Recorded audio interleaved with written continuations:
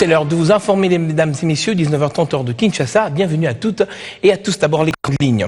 Nous ferons un zoom sur une des maladies qui touche 20 à 30% des femmes en période d'activité génitale. Il s'agit du myome. Alors, cette pathologie est-elle curable ou préventive? Quelles sont les causes de cette tumeur? Éléments de réponse à suivre dans le dossier du journal. Et puis, ça y est, c'est fait. La République démocratique du Congo a désormais un ordre national des experts comptables. La note de présentation sur le processus d'aboutissement de cet ordre a eu lieu ce vendredi, voilà qui devra réglementer donc le secteur des finances. Et puis nous parlerons également dans l'actualité de cette rencontre qui s'est ouverte ce vendredi. C'est celle qui réunit différents scientifiques qui réfléchissent ensemble autour de certaines questions d'actualité du pays, notamment celle de la tenue du dialogue national. Voilà tout pour le sommaire, mesdames et messieurs. Une fois de plus, merci à vous de nous rejoindre. Je vous le disais, comment aboutir à la réussite du dialogue national? C'est la question que se pose un groupe de scientifiques à travers des journées de réflexion qui ont été ouvertes ce vendredi ici sur place à Kinshasa. Ces derniers avec à leur tête le professeur Gaston Dido réfléchit sur plusieurs sous-thèmes, notamment dialogue, élection et nouvelle province. Le rendez-vous est fort attendu par l'opinion tant nationale qu'internationale. Comme les témoignent ces images, le chef de l'État, par ses consultations, y tient mordicus. Cependant, le dialogue est loin de faire l'unanimité au sein de la classe politique. Face à cette situation, un groupe de scientifiques plonge sur la question sous une autre approche à travers des journées de réflexion. Jusqu'à présent, nous attendons des sons de cloche, et je dirais partisans. Il y a les uns qui disent oui, on en veut, oui, il faut un glissement à tout prix, oui, il faut ceci à tout prix.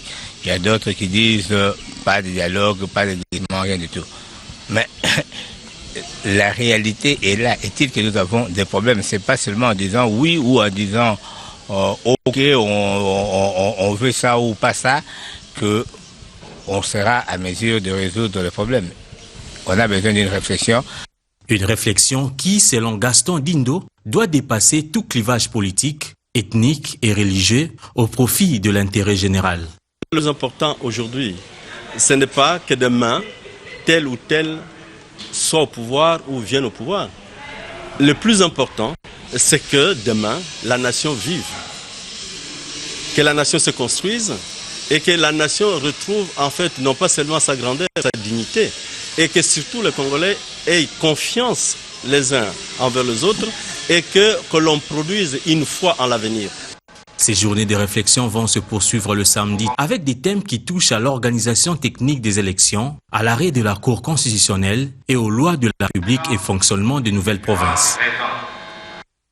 Et puis à l'occasion de la visite du ministre belge de l'économie en RDC, région Wallonne et de l'enseignement supérieur à Kinshasa, la Banque centrale, la BCDC, a organisé une conférence axée essentiellement sur la présentation des projets à caractère économique dans l'objectif et notamment la création d'ici à l'an prochain de Kinshasa Management School. Corinne Sabouefis Matondo nous en dit plus dans ce reportage. La pratique économique ne doit pas être un mystère pour les cadres universitaires qui terminent le cursus de formation et ne doit pas être non plus un casse-tête pour les travailleurs. La BCDC se met en avant-plan avec justement des projets à caractère économique capables d'imposer l'expertise. La présentation des 10 projets s'est déroulée en module de conférence à la BCDC Banking Academy dans le cadre de la visite du ministre belge de l'enseignement supérieur et de l'économie région Wallonne. Une occasion pour les différents participants de reconnaître que cette initiative est très pertinente pour tisser un lien cohérent entre le monde académique et le monde économique. Le fait de vouloir créer ici une école de management est pour moi un élément tout à fait essentiel. On ne peut développer un pays que s'il s'inscrit pleinement dans les normes internationales. Permettez-moi de saluer la BCDC, qui est la première banque de la région, et je souhaite plein succès à tous ceux qui s'impliquent. Les enseignants congolais ainsi que la Fédération des entreprises du Congo ont répondu favorablement au partenariat entre les universités européennes et congolaises. Ce programme a été mis en place suite à l'initiative du directeur de l'université de Liège, à la personne du professeur Albert Corré, faisant suite au fait à la demande de la Fédération des entreprises du Congo, en acronyme la FEC, nous demandant de les aider, de répondre aux besoins en formation exprimée par les entreprises congolaises pour la formation des hauts cadres dans le domaine de gestion et du droit de l'entreprise. La BCDC et ses partenaires se disent satisfaits des réalisations et comptent faire du capital humain un atout. Le projet privilégie 3 axes. Le renforcement du capital humain, le renforcement du secteur et le rôle du secteur dans l'économie nationale.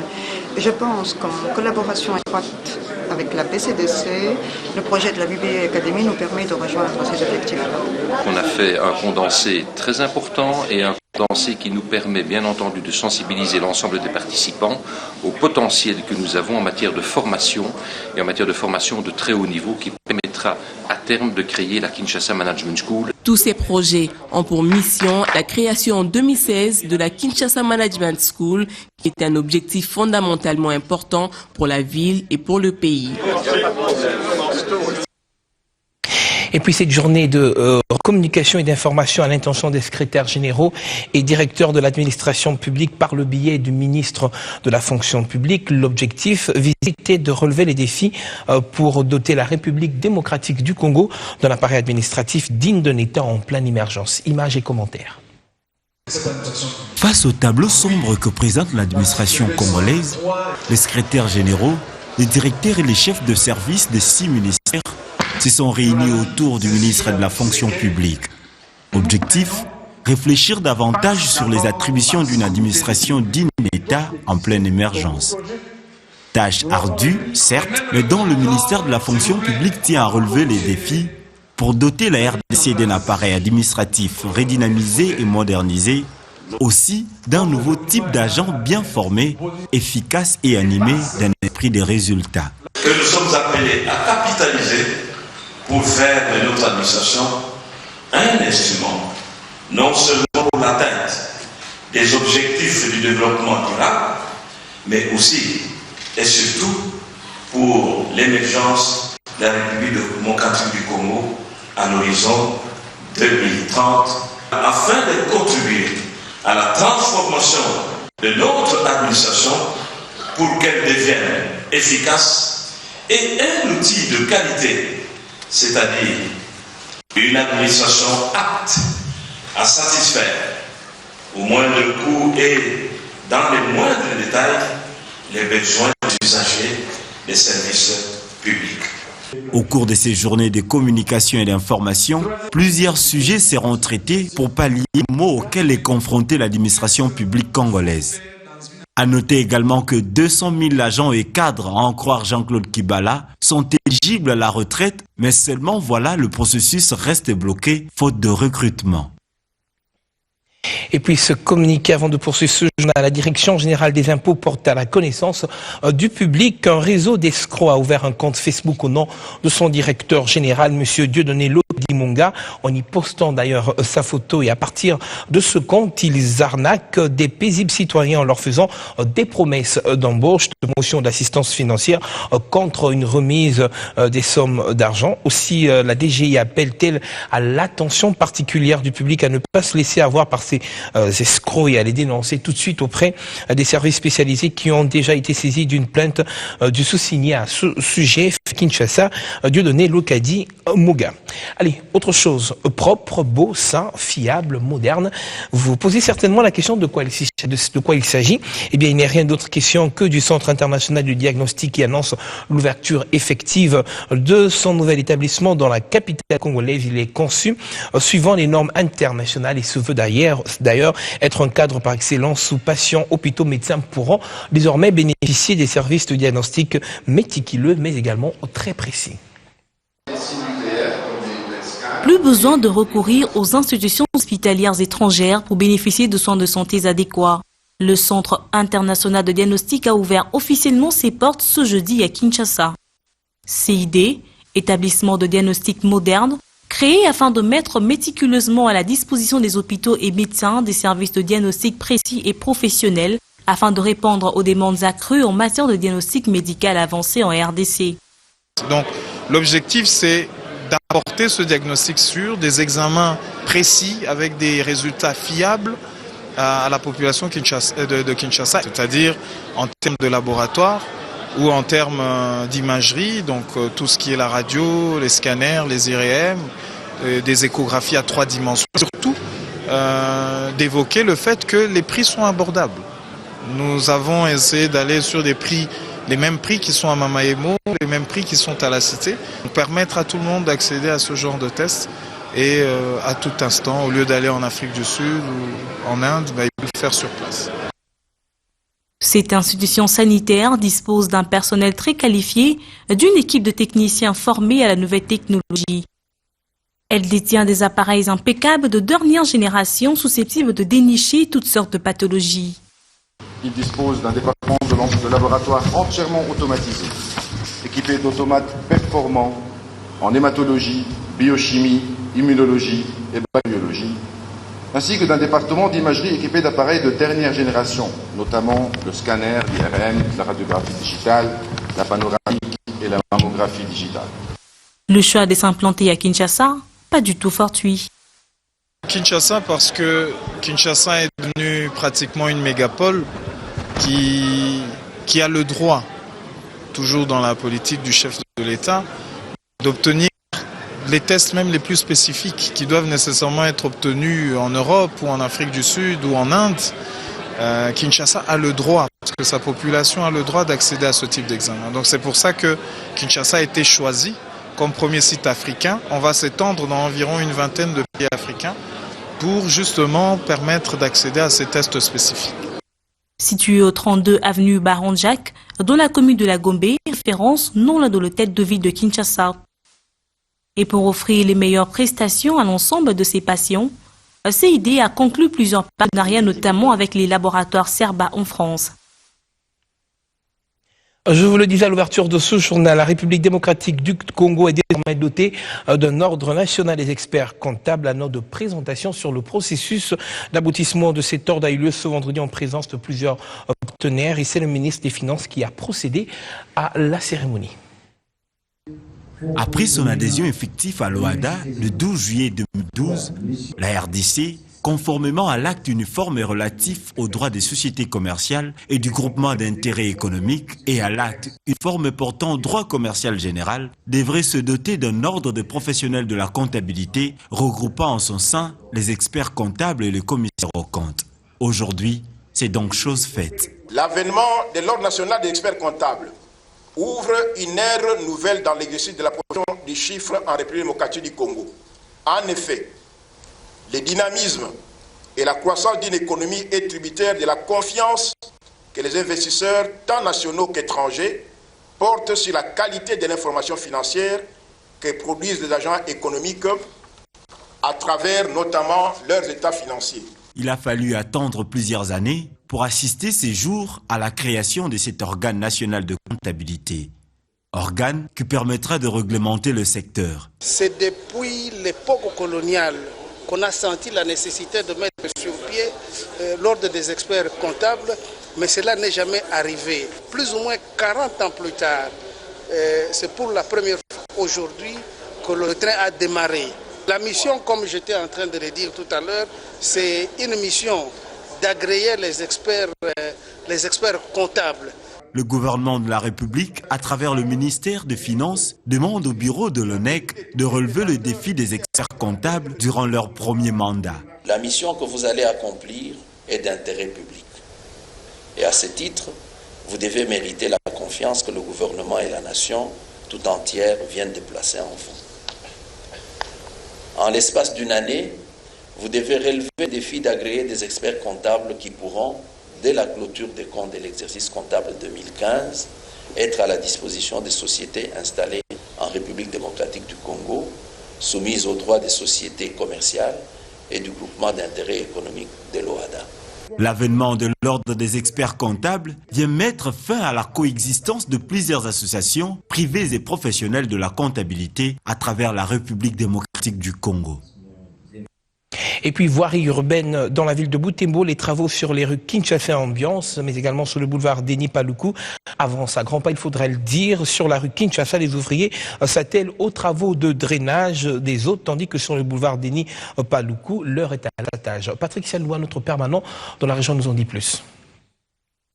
Rue Kinshasa, et boulevard Denis Paloukou. Ce sont ces deux axes qui sont en pleine réhabilitation, ici en ville de Butembo, par le gouvernement provincial du Nord Kivu. Si sur le boulevard Denis Paloukou, la rue est totalement stabilisée et prête à recevoir l'asphalte, la rue Kinshasa, ce sont les travaux de drainage des eaux qui avancent à pas de géant. Un vrai motif de satisfaction pour l'ingénieur Siki Kambale. À construire le galon qui consiste à faire passer le sous la chaussée jusqu'à l'exutoire. Alors, juste après l'assainissement, nous allons procéder au rechargement de la rue Kinshasa par la latérite. À Butembo, les habitants saluent les travaux qui s'exécutent sur les différentes rues de la ville. Je l'encourage vraiment de continuer, de ne pas se décourager avec les paroles des habitants ou soit des opposants, mais vraiment je l'encourage. Je demande au gouvernement provincial d'accélérer avec le travail. La première chose est que nous saluons ces travaux de réhabilitation de la voirie urbaine de Butembo et nous pensons que ces travaux soient finis comme ils ont été prévus. Dans quelques heures, le boulevard Denis Paloukou recevra de l'asphalte qui sera posé officiellement par le gouverneur Paloukou en mission de travail ici, en ville de Butembo, car tout est fait prêt. Et cette bonne nouvelle pour la République démocratique du Congo, selon un rapport publié ce jeudi par l'UNICEF, le pays enregistre une baisse du taux de mortalité infantino-juvénile de 30%. Cela pour la période allant de 2007 à 2014. Un exploit rendu possible, il faudra le dire, notamment grâce à une prise en charge intégrée des maladies qui touchent les enfants, la vaccination, la promotion de l'allaitement maternel, la distribution des moustiquaires imprégnés, mais également la supplémentation en vitamine A. Un progrès, il faudra le dire, salué, qui fait remarquer l'UNICEF en outre que beaucoup reste encore à faire car un nombre important d'enfants continuent à mourir à travers le pays, notamment à cause de l'accès aux soins de santé qui demeure un casse-tête dans certains coins du pays. De la santé de l'enfant à celle de la mère. Je vous le disais, l'on estime à près de 20 à 30% le taux des femmes en période d'activité génitale touchées par le myome, une pathologie qui est à la base de certains problèmes dont sont également victimes plusieurs Quinoises, des complications parmi lesquelles l'infertilité et les règles abondantes, mais également douloureuses. Vous êtes certainement nombreux à vous poser les questions non seulement sur les causes, mais aussi sur la prise en charge médicale de cette maladie gynécologique. Les éléments de réponse dans ce dossier de santé que je vous propose de suivre, mais attention aux âmes sensibles de s'abstenir. Le système organique féminin, un don de la nature doté d'une complexité inouïe, souvent exposé à certaines pathologies parfois nuisibles à la vie humaine. Les statistiques du Fonds des Nations Unies pour la population évoquent 4 femmes par heure qui meurent de suite de complications, de problèmes gynécologiques, aux côtés duquel le myome, une tumeur bénigne qui se développe dans les tissus musculaires de l'utérus ou de la matrice. Un mot qui touche 20 à 30% de femmes en période d'activité génitale dont la fréquence en République démocratique du Congo est devenue exponentielle. Un nombre élevé de patientes qui pourraient se justifier, le myome semble ignoré de la majorité de femmes interrogées. J'ai entendu parler, mais je n'ai pas une idée très claire sur. J'entends souvent parler des myomes, mais j'en ai aucune idée. Je suis au courant de la maladie, mais je n'ai jamais pensé à faire un dépistage. Je ne connais pas les myomes. Les causes du myome sont à ce jour encore méconnues, même si certains facteurs semblent avoir une part dans la formation précoce de cette tumeur. Il y a des facteurs comme l'hérédité. Il y a des femmes qui ont des myomes, et si vous voyez, parmi les parents, peut-être il y a une tante ou bien la maman qui a déjà eu des myomes aussi. Il y a aussi le facteur hormonal. Le myome est plus favorisé par des hormones comme l'estrogène. Par contre, l'hormone comme la progestérone, disons, ça ralentit la progression des myomes. Mais il y a aussi la parité, c'est-à-dire le nombre d'accouchements. Les femmes qui ont déjà accouché plusieurs fois, c'est un peu rare de voir des myomes dans l'utérus de ces femmes-là. L'accouchement, ça n'a rien à voir avec la virginité. Le fait de rester vierge, ça ne veut pas dire que vous ferez des myomes, non. Les symptômes varient selon la localisation. Lorsque la maladie se développe à l'intérieur de l'utérus, Elle peut provoquer de règles très abondantes, parfois même occasionnant de troubles de fertilité. Il faut savoir que les myomes, ça peut être asymptomatique, c'est-à-dire que vous pouvez avoir des myomes sans qu'il y ait un signe.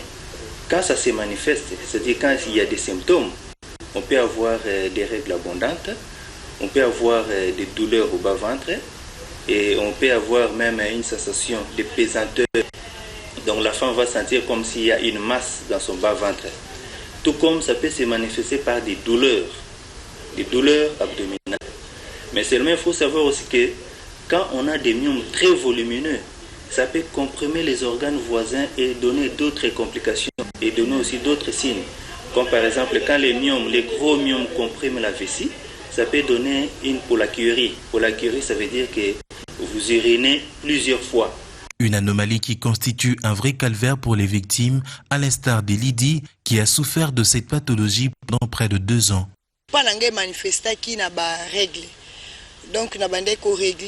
Les myomes se sont manifestés par un écoulement abondant et prolongé des règles. La durée normale est de 4 jours, mais quand tu as des myomes, tu peux aller jusqu'à 1 semaine. Il m'arrivait d'utiliser 20 serviettes hygiéniques par période de menstruation. Et c'est lors de ma consultation auprès du médecin qui a détecté un myome. Grâce à une opération chirurgicale, que j'ai été soulagée.